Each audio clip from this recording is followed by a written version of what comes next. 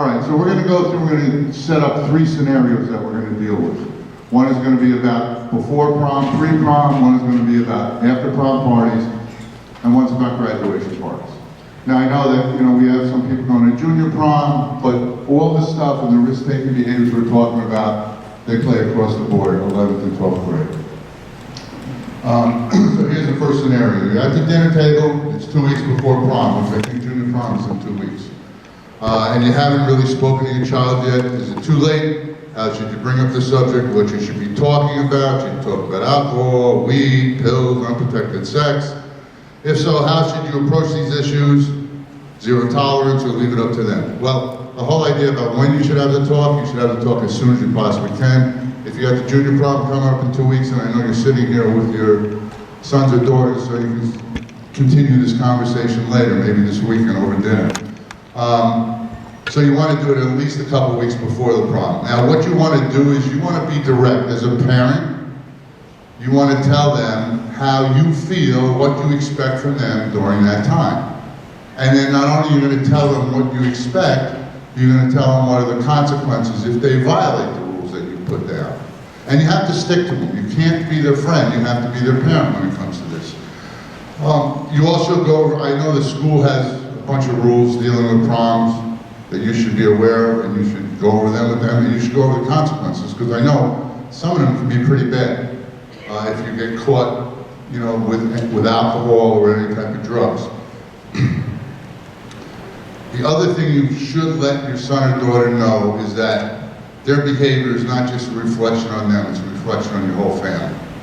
So what they do reflects on you, and you don't want that to happen, because one bad night can create a lasting impression for everybody about your son or daughter.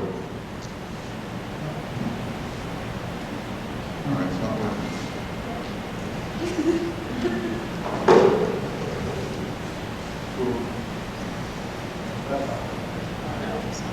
All right. We need AV help. Okay, we'll just forget about that right now. The other thing is, what you need to do is you have to offer your child the unconditional option of calling you at any time. If they get stuck in a situation, they might be in a situation where something's going on that they really don't want to be involved with. You have to be able to, we used to do, like 10 years ago, we'd say call and there was a code word. Well, you don't have to do that anymore. Everybody has smartphones. Just text an X and come pick me up. Well, what you have to do is you go there and you pick them up, no questions asked at that time, and you do not. One thing you tell them, you do not embarrass them in front of their friends. And the other thing is, don't ever hold your child responsible for the actions of their friends. They're responsible for what they do, not for what their friends do. And last but not least, I want you to stay up when they come home. And that's not just prom, it's any time. I used to always stay up when I have 2 sons. Whenever they came home, I'd be up. And when they came up, I greeted them at the door, and what would I do? Hug them. Anybody? Hug them. I kiss them. They're close. And for 2 reasons. One, that I love them. And 2, I can smell if there's any alcohol in their breath or any weed or anything like that. But it's what you do as a parent. It's good to do that. The other thing is, how many people here know what the 911 Good Samaritan rule is? Anybody? One person? All right, well, it's an important rule that all young people should know. And it really was born out of the fact, I worked in Westchester County, and I think it was about 20 years ago. There were a bunch of high school students that got out of school early, they went over to a house, they were drinking, one got in a fight, knocked the kid down, he hit his head, and he passed out, he fell down. And they all freaked out because they were drinking, and they left him there, and he died. So the 911 rule is, the Good Samaritan rule is, if you have a friend, if one of your friends is high, is passed out, is unconscious, call 911. You will not get in trouble. The police will not arrest you, the prosecutor will not prosecute you. What they want to do is, we want to save lives. It's very important. And even if the person who is high, he or she won't get charged either. We're trying to save lives, so please remember that. Call 911 because it's working. Thank you. Oh, all right. call 911 because it is important and it's a valuable asset to you. All right, I'm going to ask Doreen now, when it comes to substance abuse, what should they be aware of when we're dealing with this time? Hi everyone, thank you for being here this morning. When Bruce says that question, the first word that comes to my mind is every substance. And something else comes to my mind because last night one of the students here in front of their parents said that everything we were talking about was BS. And I remember being a young person sitting around thinking that people were full of BS.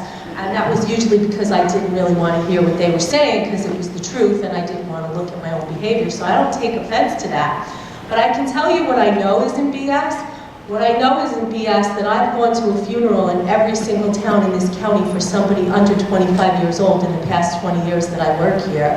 I know that I've talked to more grieving parents than I can count on all of our hands at this stage. I know that I've talked to my own son when he was up at college calling me and telling me that somebody he knew died from a drug overdose. I knew when he called me and told me somebody he played football with died from a drug overdose. A kid I saw the day before 2 feet in front of me right next to Judge Reed's. So I know that's not BS. And I also know that last year 64,000 people died from drug overdoses, more than half of those from opiates. I also know that 88,000 people die from alcohol-related illnesses. And every year, over 1,400 young people die from alcohol-related injuries or problems, especially during season like the prom and graduation time. So that means that 152,000 Americans die from alcohol and substance abuse related issues every year. That's more than 1.5 times the number of people that live in our county. That's a lot of people. So this is a public health issue. And why am I talking about this at prom time? Prom time is a fun time. We're going to create great memories. And we want everybody to have fun and create great memories. But we also know at this time sometimes young people take more risks than they would normally. So we just want to make you aware of those dangers. And in our county, since 2012, we've lost 88 residents from the ages of 16 to the age of 80. And it doesn't discriminate whether you're a man or a woman, how old you are, where you live, how much money your parents make. And we know that. And some of the major things that concern us are, like, vaping is a huge issue. Every week we get calls at our office from school districts and from parents asking us to come speak with our community partners because young people are getting sent out of school because they're vaping high concentrations of THC oil that you can get as easily as pressing a button on your computer. And these young people are being taken to the hospital because they're having hallucinations or they're getting nauseous or they're having anxiety attacks. These are real things, not BS, that are happening every day in Brewster and other communities. We also, for the past 10 years at Brewster High School and all high schools, have been doing something called the Prevention Needs Assessment, which is where your students do a survey that shows us the prevalence of alcohol, drug use, and other high-risk behaviors. And while we've seen significant decreases in some areas, there's 3 things that continue to show that be a problem, and that's binge drinking, alcohol use, marijuana use just continues to rise, and that's because of the extremely mixed message that our society gives about that. And we know that these folks that die, they die from what's called mixed intoxication, meaning the use of many chemicals. And there's a crosswalk that we talk about. Not everyone who tries alcohol or marijuana or any other substances goes on to use prescription drugs or use heroin and die. But there's a fair percentage of people that do that. So we'd like you to be aware of what's happening now. And all you need to do, Bruce spoke earlier about having a conversation with your young people. I know some of the young people in this room, and I've spoken to them, and they know what's going on. They know what's happening with their friends. They know what's happening at school and outside of school. Have a conversation with your student who's in front of you or behind you or next to you or not here right now, and ask them what's happening and have open conversations so that they know that they can talk to you if they're concerned, one, about themselves, because sometimes our young people will come to us and tell us what's going on, or if they're concerned about a friend, and teach them how to be safe and how to get out of unsafe situations. Because none of these things that my colleagues and friends here are going to talk about are BS. They're real things that happen every day. And we want you all to have a great time. So thank you for being here, and thank you for listening. And just one last thing that I don't want to forget. One thing that we know too is that the younger someone is when they use alcohol or substance abuse, the more likely they are later on to develop a dependency or abuse problem that gets them into trouble in some of the ways that my colleagues are going to talk about. And unfortunately, I have to leave because I have another engagement, but if there's any questions that come up, everyone in your school knows where to find me, and so do my colleagues. So thank you again for being here, and have a great, safe time at your prom this year. Thanks, Dory. All right, Amy, sex seems to go hand in hand with other risk behaviors like getting high and drinking. So what are some things you can tell parents that help them to send a clear message to their son or daughter? Yes, so when it comes to substance use and sexual activity, we know a few things. The first thing is that using substances, whether it be alcohol or other drugs, is going to impair a person's judgment. And because of that, people who are under the influence are not considered able to consent to any sexual activity, right? So it's not just if one person's intoxicated, then they can't consent. It's both parties. So even if both parties are under the influence of alcohol, neither of them can consent to sexual activity. When we're talking about consent, we're talking about two people who are agreeing to engage in a certain activity. Another thing, because we know that substance use is going to decrease a person's ability to make decisions, we know that using substances as a teenager is making a person more likely to engage in risky behavior. And that includes having unprotected sex. So if two people are under the influence of alcohol or drugs, they're going to be less likely to use a barrier method like a condom, and more likely to put themselves at risk for sexually transmitted infections, HIV, and unintended pregnancy. So it's a good idea to talk to your children, and have a conversation with them about the possible consequences of their actions. We find that teenagers sometimes have this idea of, it can't happen to me, but it is something that can happen to anybody. And those risks just increase when you add substances into the mix. Thank you, Amy. Okay, scenario 2, the after prom. I'll tell you, most of the time, schools have got it down to a science now. There's usually no problems at the prom itself. It's the after prom. It's when they go down to the Jersey Shore or Montauk or wherever they go. So this is the second scenario where the prom just got out. Your son, his date, 2 other couples hop into a limo and take off for the Jersey Shore. On the way down, they're drinking. The limo driver got them the beer, and they're smoking some weed. One of the couples pulls out a prescription bottle full of Vicodin. All right, as they exit the shore, a roadblock is set up at the end of the exit.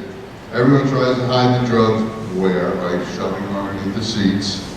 And upon being stopped, the driver rolls down the window. The cop leans over, he smells the weed, he gets everybody out of the car, he searches the car because he can now, because he has reasonable suspicion, and he finds the alcohol, he finds the weed, he finds 3 Vicodin pills.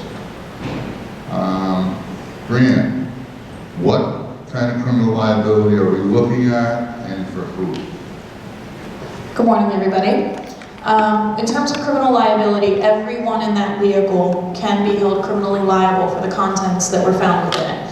And I think it's important that you also know, because Bruce indicated that the officer in this scenario had reasonable suspicion or probable cause to search the car. The smell of marijuana alone, legally, is sufficient for an officer to search a motor vehicle. And that's important because what I'm about to tell you next could affect you, even unbeknownst to you, and this is why it's important to know who you're in a vehicle with and what substances, if any, they may have on them. In New York, there's what's called a vehicle presumption. That means that it is presumed that any person, any occupant of the vehicle is in possession of the drugs or narcotics or contents of that vehicle. So if your friend pulls out prescription pills and tries to stuff it under the seat or toss it out the window or put it in the door panel, everyone in that car can be criminally charged, and by that I mean arrested, charged with an A misdemeanor punishable by up to 1 year in jail, and processed at the police station. This involves fingerprinting, being arraigned before a criminal court judge. More than likely your name, your photograph is going to be published in numerous places. And again, this is all for something that you may not have actually been in possession of, but the law allows for you to be charged with the possession of that particular item.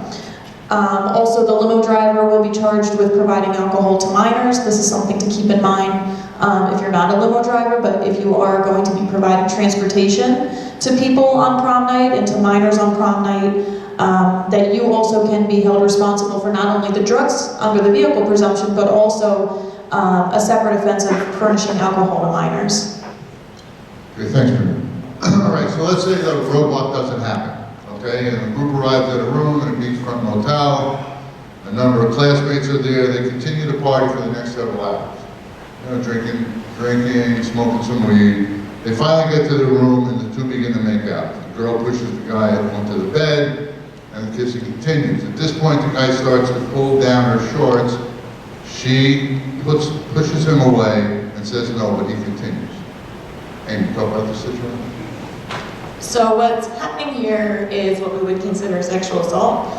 So when we're talking about consent, the girl in the scenario, she's consented to making out, and it appears that she's also consenting to be on the bed, but she's physically pushing the person away.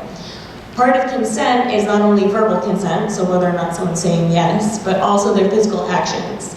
And we know that if someone's pushing somebody else away, it means that they're not consenting to what's happening. When it comes to sexual activity and consent, it needs to be active.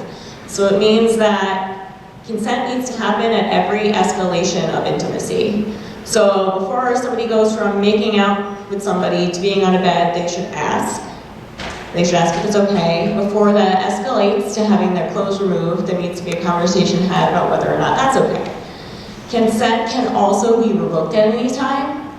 So if, for instance, she was okay with the making out and the being on the bed, but then all of a sudden she gets this uneasy feeling because he's not stopping when she's pushing him away, she can say no.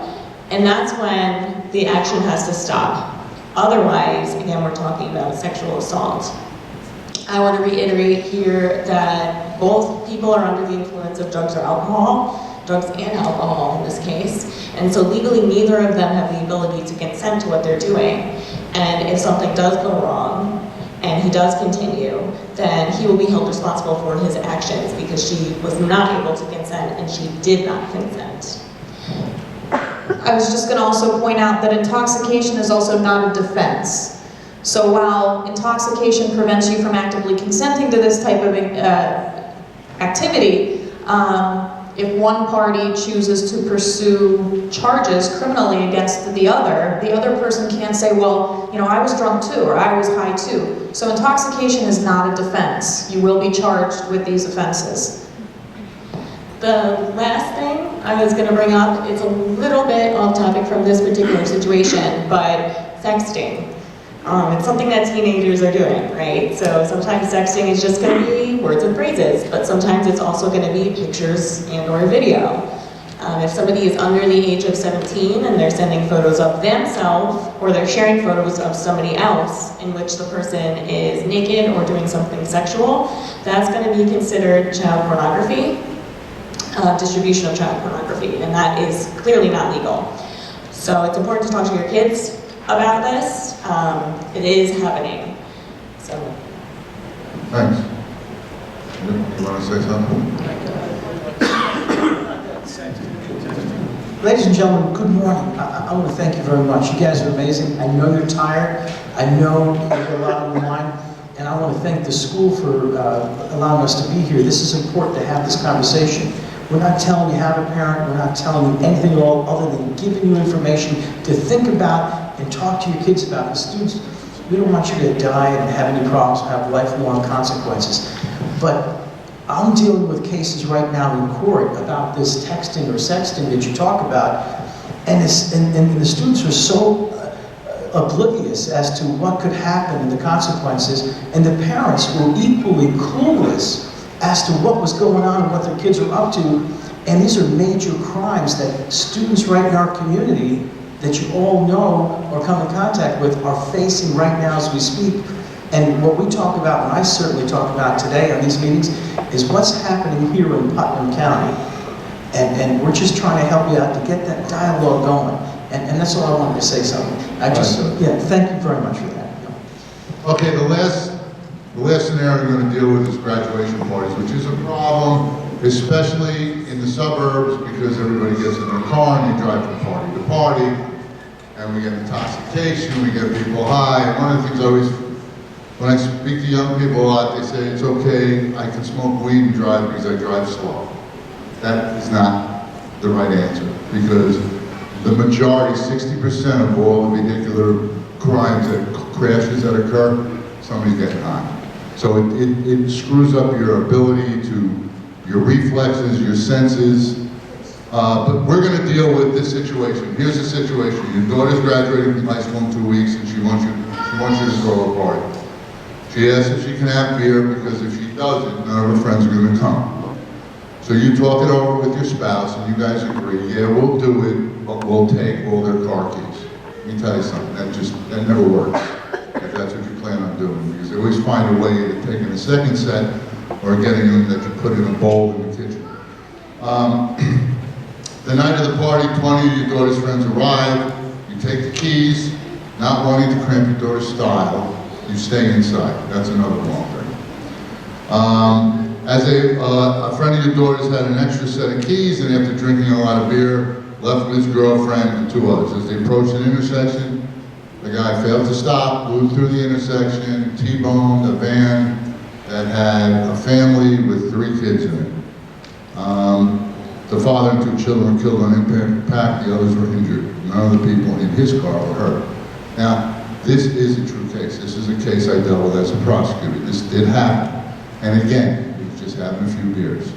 So, Judge, we want to talk about underage drinking parties in Putnam County. You're the expert on this. Well, thank you.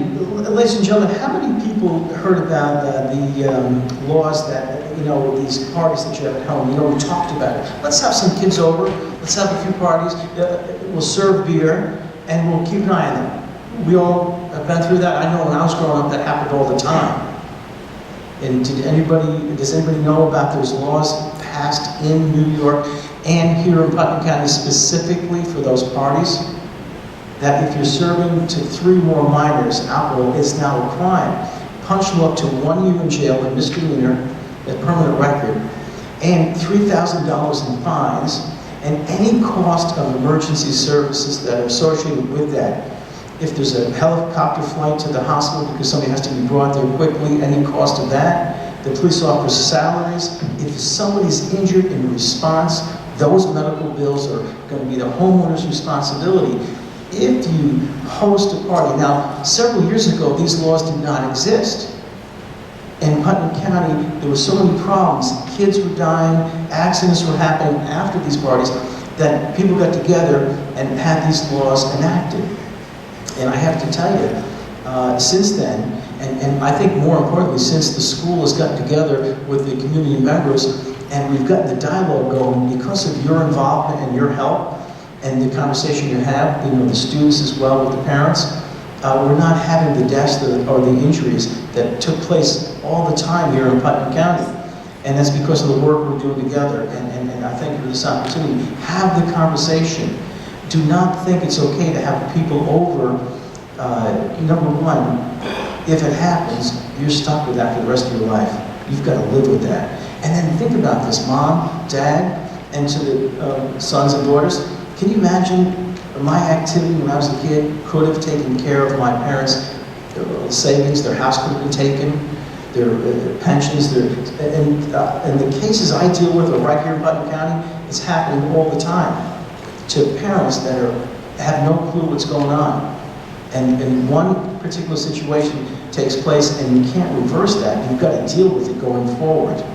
And these arrests that the prosecutor speaks of when you're 17 or so, 18, that doesn't leave you. You take that with you. And it's hard to get jobs. It's hard not to get into schools.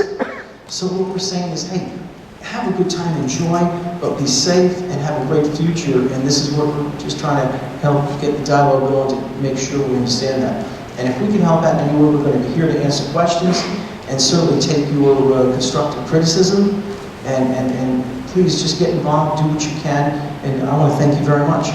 Bruce? Thanks, Judge. Brianne, so the teen driver, he has criminal charges. And again, when we talked about the parents, you host a party. If something happens as a result of that party, you can be civilly sued. Like the judge said, it's not, it could go, you could lose everything, basically. So you got to be smart when you have those parties, because you don't want that situation to occur. But what about the teen driver, Brianne? So the teen driver in this case will face criminal charges, and because of the injuries, they will be charged as an adult with vehicular manslaughter, so despite their age. If it was a case of just driving while intoxicated where there is no injury, for adults in the state of New York, the legal blood alcohol limit is 0.08. For minors, anyone under the age of 21, the legal limit is 0.02. So essentially, it is a zero tolerance law. The 0.02 allows for substances like mouthwash or medication that could leave a residual effect of alcohol in your system. But if you are under the age of 21 and you're driving with a blood alcohol content of between 0.02 and 0.07, and you are stopped by a police officer, they can take you into custody, they can administer blood alcohol tests, and you will be required to appear at a DMV administrative hearing. So while this is not criminal court, you're still going to be processed and you're still going to have to appear before a judge. You are not at these hearings allowed or permitted free and, court-provided counsel. So if you or your family chooses to be represented by an attorney, that will be an out-of-pocket expense. The result of this hearing could be a license suspension of up to 6 months, a fine of $125, and then to get your license reinstated, it's another $100 reinstatement fee. If your blood alcohol content is between 0.05 and 0.07, the police can charge you with driving while impaired by alcohol. It is a criminal violation. It is not a misdemeanor offense, but you will be essentially arrested and processed and have to appear in criminal court before a local criminal court judge. If your blood alcohol is 0.08 or above, it's the same as if you were over the age of 21. It is a misdemeanor offense. All of these offenses will result in a license suspension. So we're now back to your parents having to transport you everywhere you go. And if you choose to drive while your license is actually suspended and you get stopped by a police officer, those are additional misdemeanor offenses. So again, it's a 0.02 tolerance. That is very, very low, especially for someone under the age of 21. So think about how that can kind of spiral out of control and lead to additional offenses and fines and exposure of yourself and your family, not in a good way. So again, 0.02 is the cutoff for anybody under the age of 21. All right, so the bottom line here is that young man is getting charged with a felony, vehicular manslaughter, okay, could go to state prison, and there's no way he intended to hurt those people, but it happened. He just drank too much. So that's what we're trying to say. You have to have that talk with your son or daughter. We do, in Communities That Care, we have a social campaign, a media campaign out, be a parent, not a friend. And it's really a good thing to live by if you're a parent. You can't be their friends, you have to set rules. And one of the big things about having underage drinking parties is, underage drinking, what we want for our kids is simple. We want them to be healthy, happy, successful, and safe. If you underage drinking can ruin and destroy all those things. We don't want that to happen. We're not up here just to give you all the worst side, but we have to let you know that it can happen, and we don't want to happen to your kid. This is one of the things we take Maureen talked about. We do this prevention needs assessment survey. We do it every 2 years. This was 2 years ago. And of the Putnam teens who said they drank alcohol, 35% said they got the alcohol with their parents' permission, and 46% drank the alcohol at home with their parents' permission. The numbers are way too high. And once you have them drink in your house, then they leave, that's when problems happen. And that's what you don't see. And that's the collateral damage that all of us on the panel are seeing. So at this point now, I'd like to introduce Bill Wilkins. He's the co-founder of MAD, and I want him to share his story, because what we're doing here, all these hypothetical situations I gave you, they're not hypothetical, they're real cases that we've all experienced. But Bill's going to tell you something from the heart. Thank you, Bruce. Putnam County is a great place to live. It's a great place to raise your family. My wife and I raised our 3 children, and we lived here for 30 years. Our 3 children graduated from Brewster High School and all went on to successful careers. Unfortunately, it took a devastating and very sad turn on June 8, 2009. My niece and great-niece, Lori and Kayla Donahue, were killed by an impaired driver when they were coming out of the dance studio that early, nice, warm evening. Kayla wanted to go to her dad to practice softball because she thought she needed it. They didn't do anything wrong. They were just living their life. And this driver chose to drive impaired and couldn't negotiate a simple left turn and went into the parking lot and ran him over. My little niece, Kayla, who was 8 years old, she died instantly. Her mother was medevaced to Westchester County Medical Center, where she died of her injuries a few hours later. The gentleman who hit them did not intend to do that when he woke up that morning, but it happened. And he is now serving 8.5 to 25 years. He was up for parole last year and it was denied. But their family, my nephew Chris and my nephew Bob, they have a life sentence. Half their family was ripped away from them and they had no say in the matter. And when your child goes out for the night, if they say, where you go, you ask them where they're going, and they say out, and who's driving, a friend of mine, to me that's a red flag. You have to ask, who is driving? Where are you going? If you don't ask those questions, that's where trouble starts. And because your child gets into a car with somebody else driving, they can affect your child's life, either through severe injury or even worse, death, and they've done nothing wrong.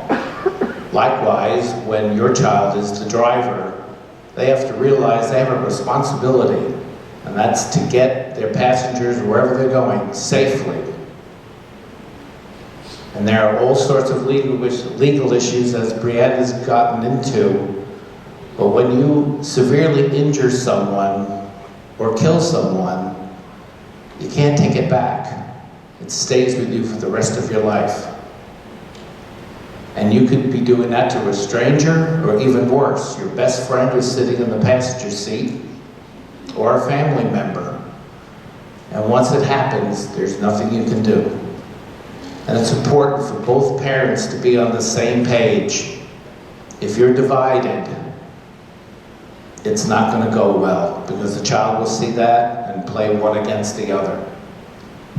So always have a plan with your child. Ask them what they're doing.